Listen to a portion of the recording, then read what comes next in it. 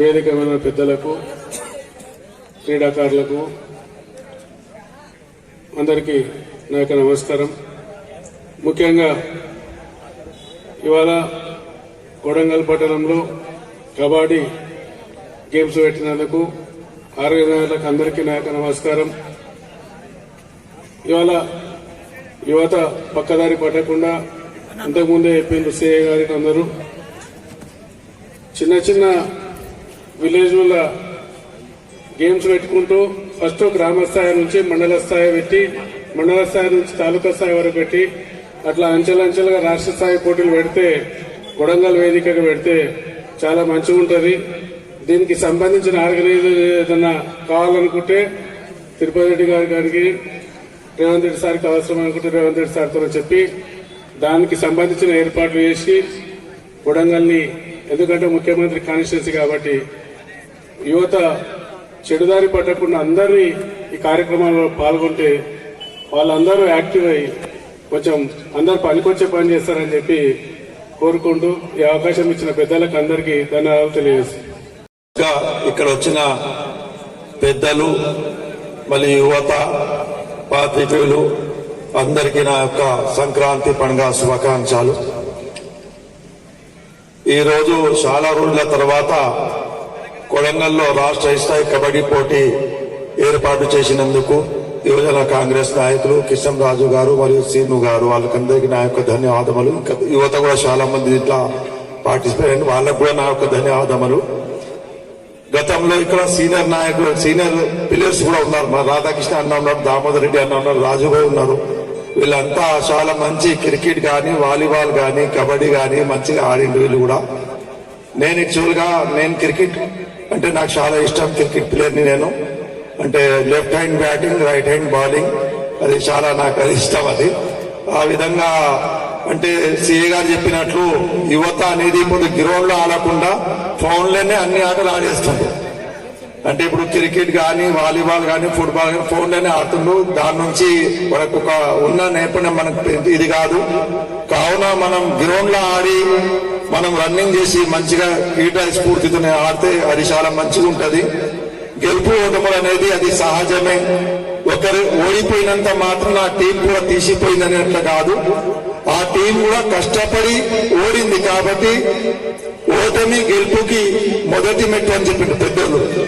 అంటే ఎప్పుడైనా ఓడిపోయిన తర్వాత మనం కుంగిపోకుండా కష్టపడి దాన్ని ఇంకా మనం స్ఫూర్తిగా తీసుకొని మళ్ళీ మనం గెలవాలని, అదే టీమ్ స్పిరిట్ తోని మనం ఆడి దీన్ని సక్సెస్ చేయాలని నేను మీ అందరినీ కోరుకోవడం జరుగుతున్నది. ఇది చాలా ఇటువంటి ప్రోగ్రామ్స్ మనకు సీఎం గారు ఆల్రెడీ ఇంతకుముందు కొడంగల్ మనకు మినీ స్టేడియం, మన బీసీ గురుకుల పాఠశాల వెనకాల మనకు ఒక 4 ఎకరాల స్థలం అక్కడ కేటాయించడం జరిగింది. కానీ దాని తర్వాత మళ్ళీ సారి ఓడిపోవడం, ఆ స్టేడియం కంప్లీట్ కాకపోవడం అది అయింది. కావున తప్పకుండా సహాయంలో మనకక్కడ మినీ స్టేడియం, దాంతో పాటు మొన్ననే మనం కొడంగల్ మున్సిపాలిటీ డెవలప్మెంట్ మీటింగ్ లో కూడా మొన్న ఉన్నాము. ఇండోర్ స్టేడియం కూడా దానికి కూడా ఏర్పాట్లు జరుగుతున్నాయి.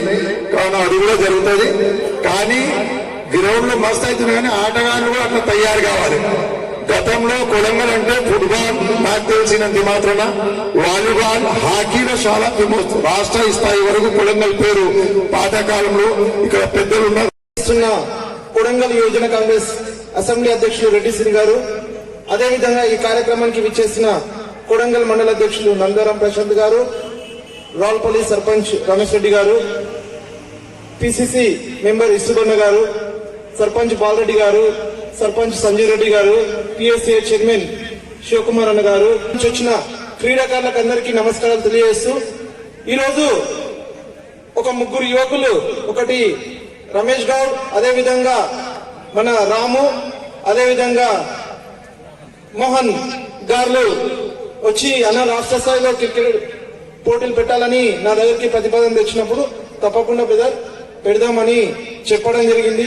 మాకు ఎలాంటి ప్రోత్సాహం దొరకడం లేదంటే మేము ప్రోత్సహిస్తాము, ఖచ్చితంగా పోటీలు అయితే నిర్వహిద్దాము. ఎందుకంటే పండుగ కూడా ఉంది, సంక్రాంతి పండుగ పురస్కరించుకొని గతంలో కూడా ఇంతకుముందు మన పీటీ సార్ చెప్పడం జరిగింది.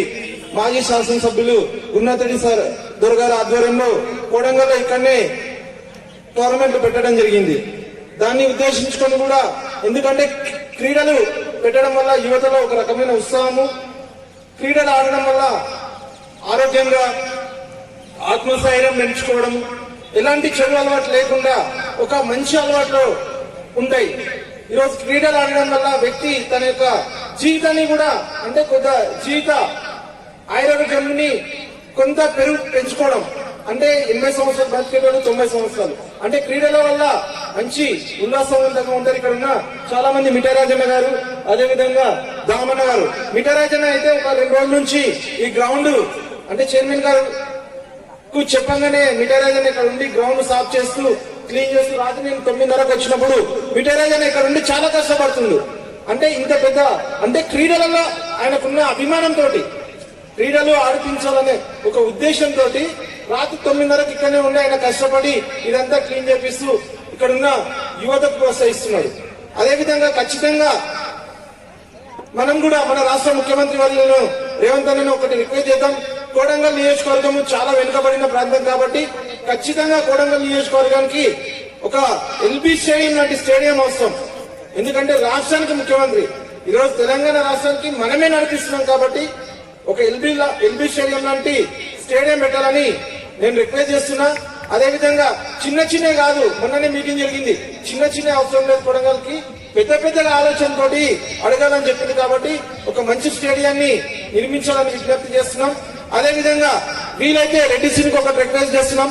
ఏప్రిల్ 14 అంబేద్కర్ జయంతి రోజు వీలైతే హైదరాబాద్ లో యువజన కాంగ్రెస్ ఆధ్వర్యంలో రాష్ట్ర స్థాయిలో క్రికెట్ టోర్నమెంట్ కూడా ప్లాన్ చేయడానికి మేము సిద్ధంగా ఉన్నాం.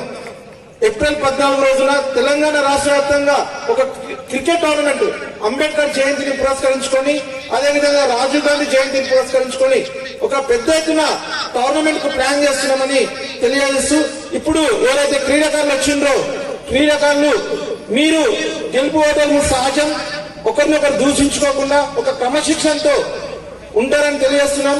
కొద్దిగా మోహన్ అదేవిధంగా రమేష్ రండి.